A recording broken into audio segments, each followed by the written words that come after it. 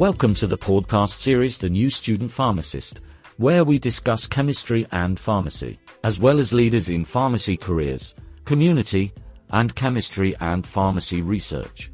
We encourage you to support the work we are doing and follow us on Spotify and Apple Podcasts by subscribing for free. Note, the views on the podcast represent those of my guest and I.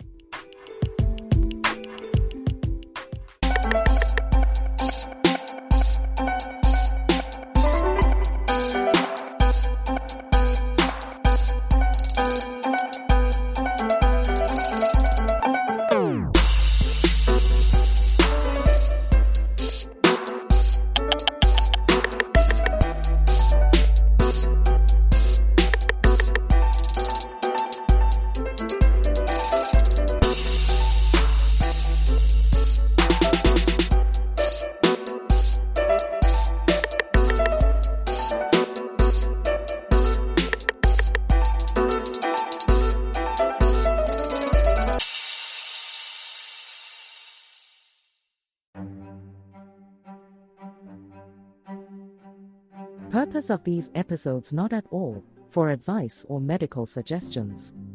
These are aimed to provide support to peer pharmacists in training in educational and intellectually stimulating ways.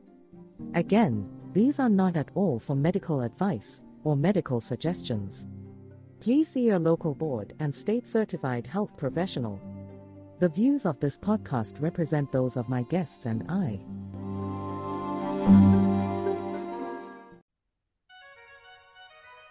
Okay, welcome to the New Student Pharmacist podcast experience. It's so good to have you listening in today. My guest today is Mr. Paul Neal, owner of Vantage Point Commercial Capital. He's also the host of the Brick and Mortar Money Show podcast. He's definitely accomplished in his field.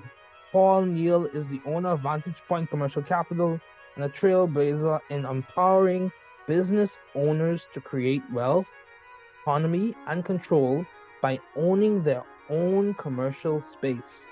Not just an expert in commercial real estate, Paul is a master at making complex topics accessible and engaging. That's very powerful.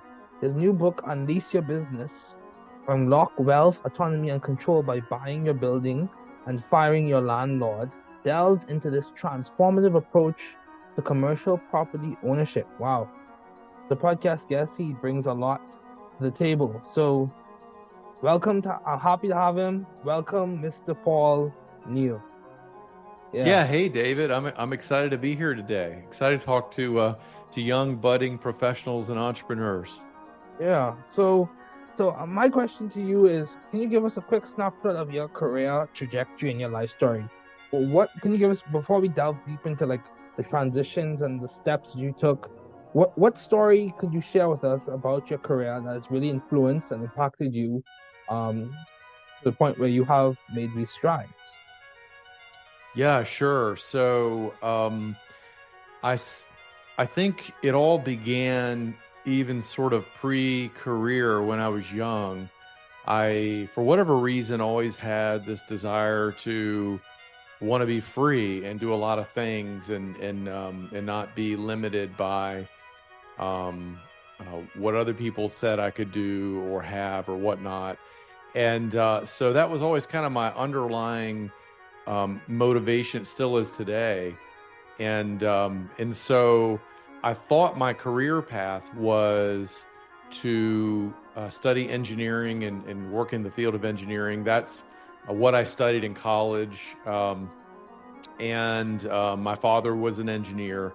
Honestly, I didn't know a lot about it and what they did. I just was pretty good at math and science. And I thought, well, maybe I can use this to, invent something or whatnot and, and pursue my dreams and visions. And so went down that road and started working out in the field. And you want a story. So sort of a pivotal moment for me was as a newly sort of minted. In fact, actually, this was before I even finished school. I was in the co-op program, and one of the companies that I worked for, sort of like our co-op program was like an internship.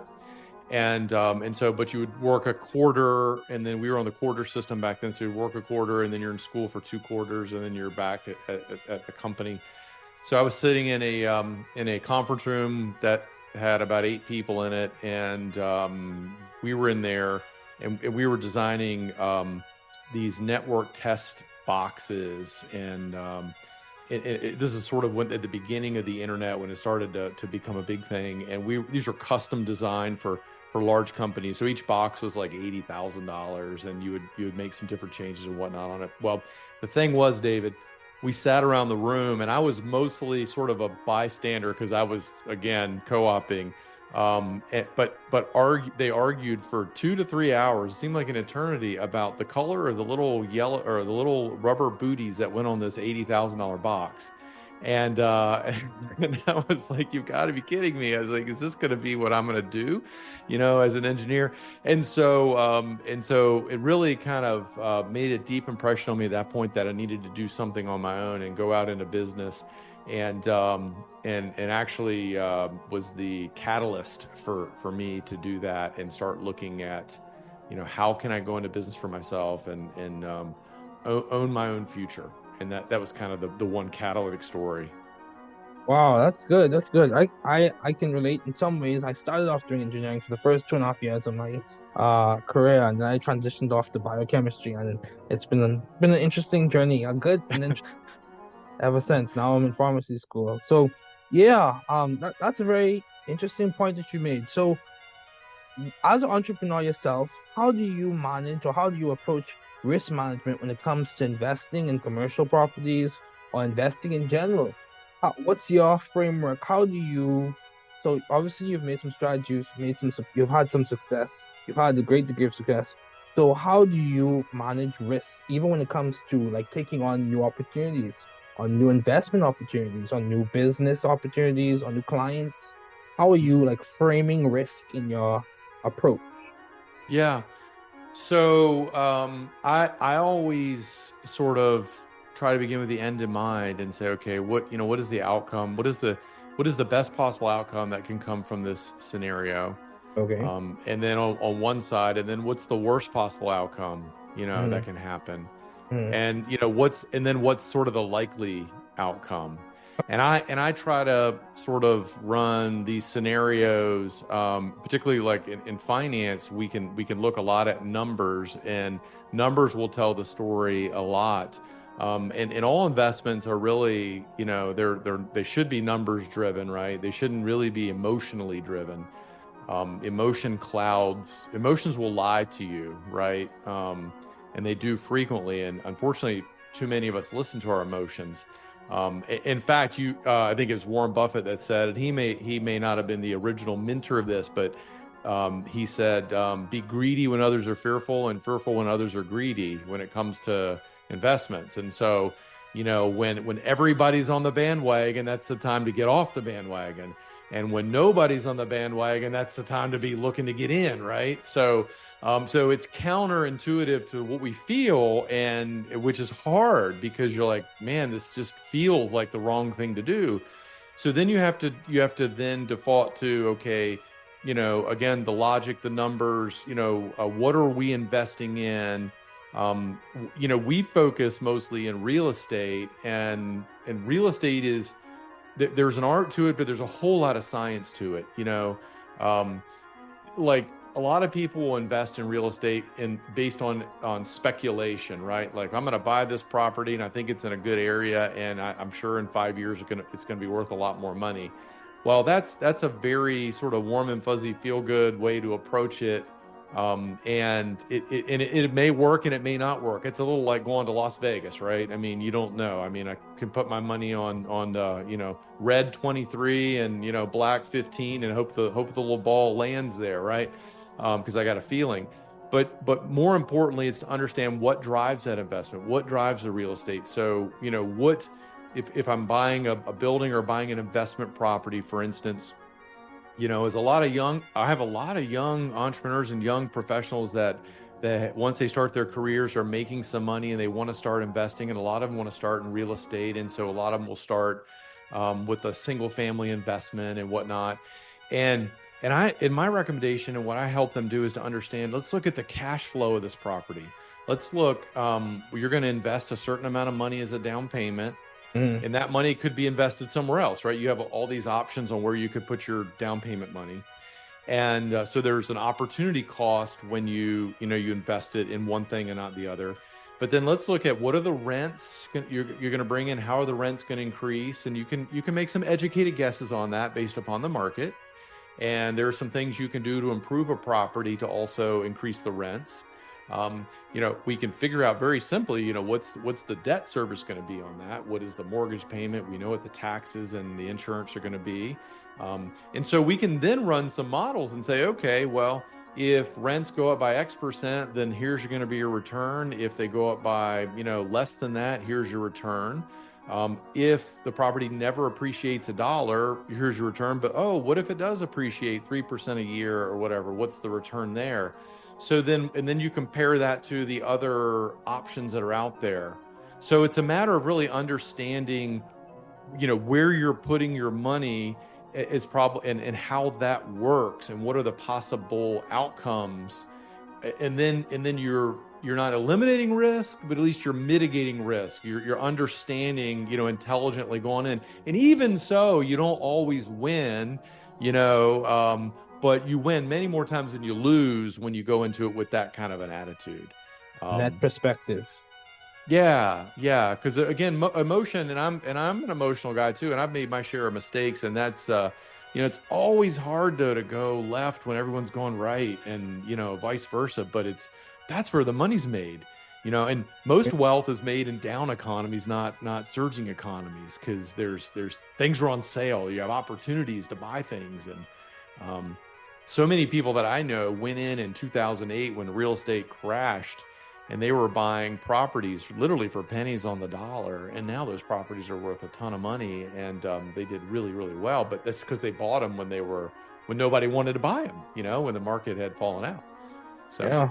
So I sound like I need to have you as a recurring guest, hopefully, on this podcast to talk more about money management and financial skills. This is good. So you talk about a range of possible outcomes. So and you use models, you said, to outline what are the possible outcomes. I was listening, I always admire financial people who are really knowledgeable in financial affairs or financial matters. I occasionally listen to Jamie Dimon. And he talks about how when he's writing his yearly report, a yearly letter to his stakeholders or shareholders, he looks at a range of possible outcomes because, in essence, you can't really predict the future, but you can look at a range of possible outcomes and make educated decisions based on that. That's very good. And you also bring up a second point in which you can mitigate risk. You can't really eliminate it, but you can mitigate it. So how often do you stress test these situations? Think about if everything was to go wrong, what would be the end result? Do you stress test these financial models, or do you just look at if this goes wrong or this goes wrong? Occasional.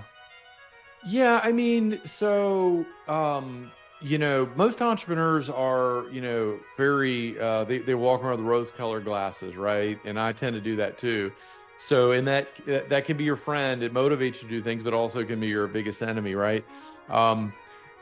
Instead of focusing on sort of worst case scenarios, what we try to do is build margin into the numbers. So, for instance, I've talked to my daughter about this all the time. It's well, if we only need to drive across town, it's 10 minutes to get there for an appointment, but we're only allotting 10 minutes, then inevitably something's going to come up and we're going to be late. Something's going to happen, right? You've got to have some margin in case the unexpected happens, because it always does. Things never go as well as you expect. They never are as easy as you expect. And I laugh a lot at you see on HGTV, the flipping home shows, and I think every show on that channel is now a flip show in a different city and a different personality or whatever. But they make it look so easy, and at the end of the day, I always laugh because when I talk to people that are really doing it, there's a lot of surprises along the way that you don't really know about, right? So that you open up this wall and turns out you've got an infestation of termites or whatever. You got to rewire the house or whatever. So margin's important, and the way we sort of mitigate it is you don't throw everything you got into a deal. You have to have some reserves on the sideline. So like financially, you want to have some liquidity.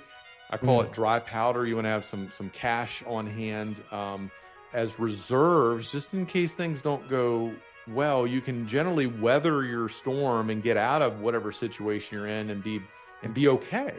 When we do financial calculations, like on buying a commercial property, we look at what's called debt service coverage, and there's a margin in there. So basically, generally, the industry wants to see a 25% greater revenue, net revenue, than your debt service. So there's this 25% would be your profit margin, but it's also a safety margin, right? So in the event that something goes south, there's still some extra reserves to fall back on, and that's built in up front. And so that's going to limit, like you see right now, a lot of banks are cutting back on the amount of money or the percentage of money that they're going to loan on a particular piece of property, which means the borrowers are having to come to the table with more down payment money or more liquidity into the deal, because the banks are like, we want a little more margin in case the property market doesn't go the way everyone wants it or hopes it to go. We're protected.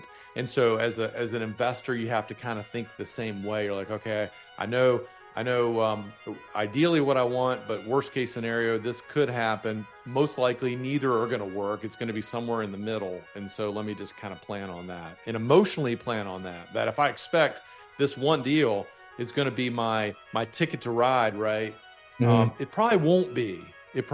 But if you do enough of those deals, eventually, it works out generally in your favor.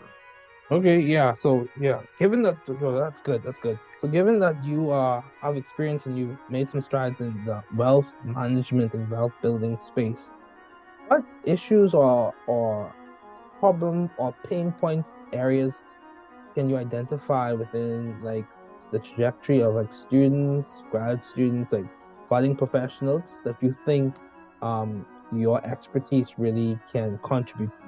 Let me phrase it differently. So what advice do you have for people who are in that phase when it comes to wealth building? Because I'm not sure if I'm correct with this statement, but many times those are diametrically, or there's a dichotomy that's presented. Either you're in school or you're out of school and building wealth. So do you think they ever coincide in terms of building wealth in the school space or building wealth as you are in school? Is that even a possibility? Or is that just like a fanciful dream? So I'm gonna maybe redefine the term, or define the term wealth. Wealth, your personal wealth is not just your bank statement and what you have in your personal financial statement. Okay. So the biggest advice, which answers this question, I think, in my mind, based on my experience and what I've seen, is that if you're a student and you're in school today and you're learning a trade or a profession or some specialty, you're learning something that you're going to be able to apply, and then this skill you'll be able to then go take what you've learned, your knowledge, and take it to the marketplace and basically trade that knowledge for income and a lifestyle, right? I mean, that's why most people do it. But here's the thing, what you have to realize if you're a student is that a lot of people, when they finish school, that's literally the last bit of learning that they ever do. And unfortunately, what you learn in school can be very effective in a trade, or like obviously you have to go to pharmacy school if you're going to be a pharmacist, so you have to do that. And I know pharmacists can do well financial, and it's a great career and all that. I know some, I have some friends that are. But what they don't teach you, and what I think you're doing here, which is awesome, is the bigger picture. And that is, hey, that's just one part of your overall life, right? And you want to take the opportunity to be a lifelong student on personal wealth, developing yourself in all areas, in your intellectual, in your physical, in your spiritual, in your emotional. Part of that is investing and learning about other things outside of your trade. in your trade, you could do that for the rest of your life if that's what you want to do, and more power to you. But a lot of people may work in a field for a number of years and say, well, hey, now I want to leverage this and do something else. And if you've been smart with your decisions by continuing to educate yourself and get around people that have done things that you want to do, maybe inside and outside your field, then you grow, and as you be, then you will be able to do, and then you'll be able to have more. So the more you be, the more you can do, and the more you can have. A lot of people want to skip the be and the do and just get right to the have. And so what they do is, David, they go out and they get in debt and they come out. So you've been a student, a starving student, let's say, for all these years, and now you're finally making a decent salary, right? Like people are going to pay you money, and so what do? You go out and you buy a nice car and you do all this and you get the credit cards out, and that's the worst thing you can do. If you're going to do anything, my suggestion is put some money away. Even if you don't have a lot now, put it in your head, be thinking about it, planning on it, talking about it. And then when you do get the salary, your first investment ought to be into a house or somewhere you can live and buy, because now you're going to get on the equity train and start creating wealth in real estate. And that will open up amazing opportunities down the road for additional investments, whether it's in real estate or other things, because now your net worth is growing, whether you're doing anything or not, because you've got to live somewhere. So you're going to rent something, you're going to pay somebody rent, and their rent's going to go up every single year, and you've got no control, and you got no equity, you got no tax advantages. Or you can buy a place, and when you're buying a property to live in, the mortgage terms are great, the down payment terms are low, you don't have to have a lot of that, and particularly if you're a professional, there are programs. I mean, you can get in for almost no money down, and so now you've got this property that's going to grow. It will grow in value over time, and you will pay down the loan over time. But a lot of people go out and they buy the car, and then it puts them in a position where they can't afford to go buy the house. And then so now they're already behind the curve, and you may have student loans and things like that. So you've already got some debt maybe you've got to deal with. But don't go out and get a bunch of other debt. Educate yourself and build the wealth of value in yourself. And you'd be amazed what could happen in 5 or 10 years after the fact. Oh, good. Be, do, then have. So identity, action, and then acquisition. That's very good. It's very good. So, when I was learning about time management, because my parents made sure that I learned about time management from an early point in my career, and that has contributed to me being able to do the things that I've done so far, so early in my career. So when I was learning about time management, I learned the concepts of delegation and leverage. So delegating tasks to different people and leveraging people within your network to help you be more productive, basically. So I'm curious, how do those concepts interplay when it comes to money management? Because people say time is money, but I take it those concepts could be like, how do you use delegation when it comes to money management? How do you use leverage when it comes to money, or acquiring money, or being more productive to gain money? Where do you see those playing out, even in your career or your experiences? How have you used it? Well, I would disagree on the popular saying that time is money. Okay. Money is money. Time is life. Okay. Right. So you're trading your life for money, and it's interesting. There's a verse in the Bible that says redeeming the time, and so this idea of redeeming your time, you can buy back your life or your time with money, and you can get from here where I am in Virginia to Colorado a lot of different ways. You can walk, you can ride a bike, you can drive, you can fly, and they all get you there. But they all get you there in different methodologies, but at different speeds and whatnot. So you could the analogy would be leverage. And so as an individual, we have a limited amount of time in our life, right? And so you got 24 hours in a day. I don't care how smart you are or how gifted you are. or not, right? Same time, just like you learn time management. And by the way, your parents obviously were very, very wise people to really set you on that path, which is an advantage. So you learn leverage. And so there's a lot of ways to leverage. Like, for instance, simple one, like I don't cut my grass. I haven't cut my grass for decades. It's not because I don't like the smell of freshly mown lawns. It's not because I wouldn't mind getting out and getting a break and just like, oh, this is great. I feel like I accomplished something. It's cut the grass, looks great. But it's that hour or two that I could use to do something more effective with my time. That's a higher value than something that, just pushing a lawnmower, which anybody can do, right? It's getting an assistant, like in a business. So if you're a pharmacist, having an assistant that can do a lot of the things that, the tasks that don't really require the level of education and decisioning that a pharmacist has to do, but stuff that still has to get done, right? So you can train someone to do that and leverage your time, and therefore maybe double your time. We have it in real estate too. That's why a lot of people like real estate investment, because for a small down payment, then you can leverage an asset that's much more valuable and take advantage of appreciation. So for instance, if you were to buy, let's say you bought a $400,000 house. Choose examples. Very good.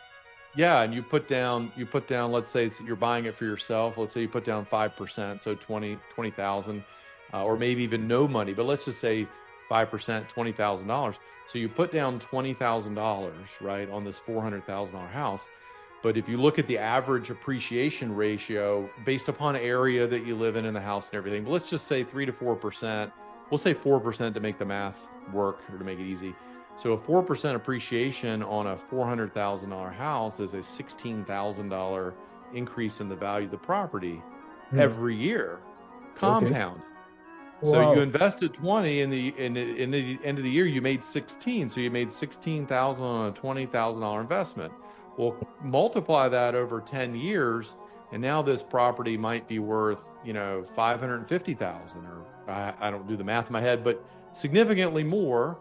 You still only invested $20,000. So you leveraged a little bit, and you're able to leverage it versus putting $20,000 into the bank and getting a passbook savings rate, or even putting it into a stock, right? And let's say you can get yourself a 10% return, which is not easy. You're still only going to get $2,000 a year return on that $20,000 investment, because it's not leveraged. So a lot of people like real estate from that standpoint, and then taking it to another level.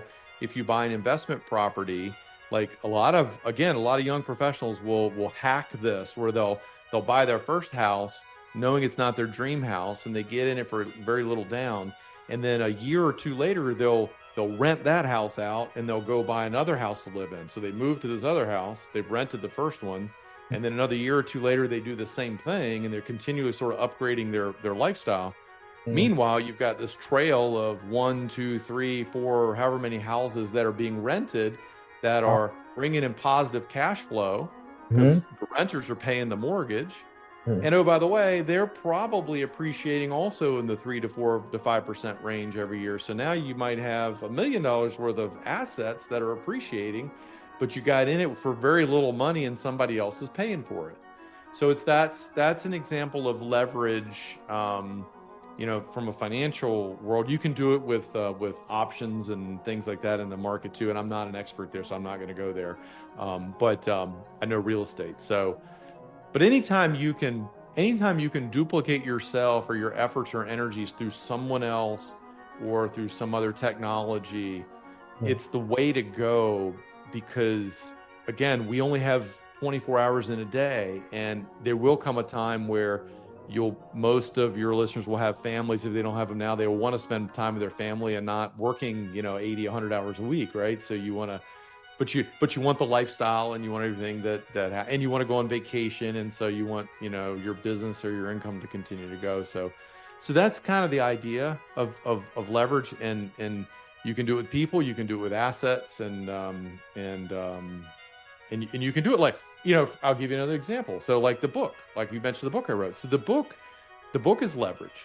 So the Okay. book, people can go out and get the book that are interested in maybe buying the commercial space that they're running. Let's say you have a pharmacy. You're a pharmacist, you come out of school and you're working for a company and you've done great there for 2-3 years. And you're like, hey, I'm going to start my own pharmacy here in town. And you go out and do that, and you're going to lease space for a few years, which is the right thing to do because you got to get your business going and profitable. But once you're going and profitable and you've had it going for a few years, you're like, okay, wow, now I'm spending all this money on rent. What if I own the building that my pharmacy was in, because I've got to pay rent to somebody, and it's not that much different than owning your own home. And so I got this book out there that we haven't met, but you happen to find it on Amazon or whatever, and you read the book, you're like, oh, I didn't realize I could do this. And so you reach out to me or someone else who wrote a book or something, and so there's leverage of like, oh, it's working for me and I'm not there doing it, kind of thing. Mhm. Wow, yeah, that's good. Yeah, definitely get the book, folks. Get the book. Purchase the book. So yeah, as we start to wrap up, you host your own podcast. So what led you to start your podcast? And the podcast is the Brick and Mortar Money Show podcast. So what led Yeah, you to start your podcast?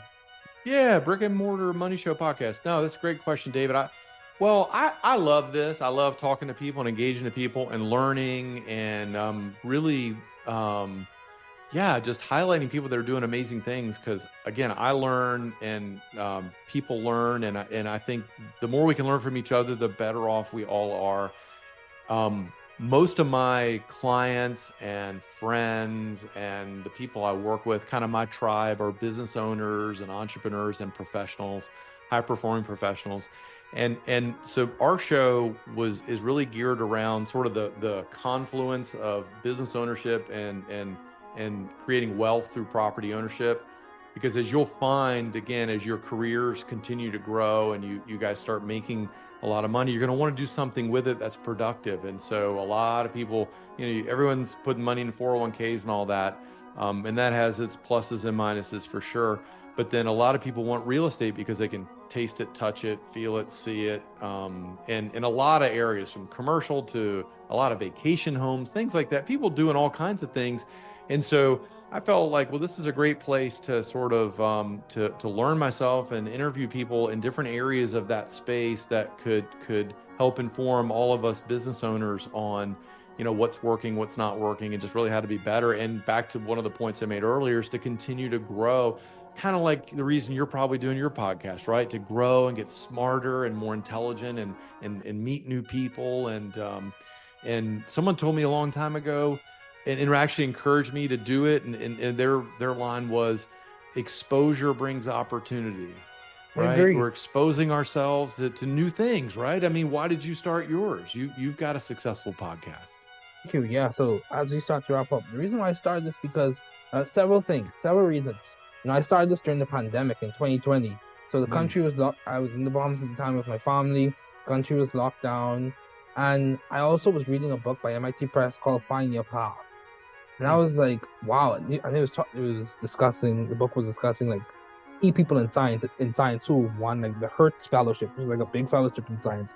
NSF Fellowship. Well, these like huge fellowships, and they're like presidents of this company and this type of thing. And I was like, wow.